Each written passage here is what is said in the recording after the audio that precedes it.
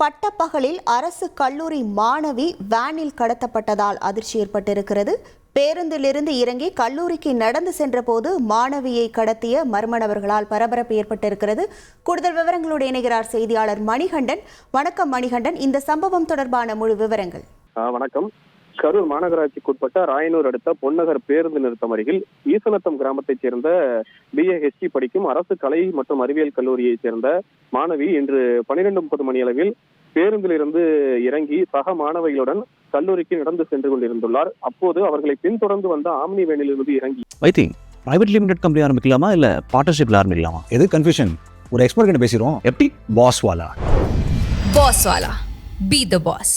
மர்ம நபர்கள் சிலர் அந்த மாணவியை கடத்தி சென்றதாக கூறப்படுகிறது. இது குறித்து பொதுமக்கள் மூலம் தகவல் இருந்த தாந்தோட்டிமலை காவல் நிலைய போலீசார் சம்பவ இடத்துக்கு வந்து கல்லூரி மாணவிகள் மற்றும் பொதுமக்களிடம் விசாரணை மேற்கொண்டு வருகின்றனர்.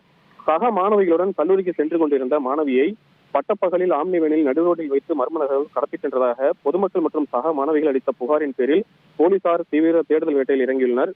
கல்லூரி மாணவியை பக்கத்தூரைச் சேர்ந்த இளைஞர் ஒருவர் ஒருதலையாக காதலித்து வந்ததாகவும் மாணவியை காதலிக்க மறுப்பு தெரிவித்து வந்த நிலையில் நண்பர்களுடன் வந்து வலுக்கட்டாயமாக ஆம்னி வேனில் அந்த மாணவியை இளைஞர் கடத்தி சென்றதாக சக மாணவி ஒருவர் கூறிய உள்ளதும் பரபரப்பை ஏற்படுத்தியுள்ளது. உங்கள் முழு விவரங்களுக்கு நன்றி மணிகண்டன்.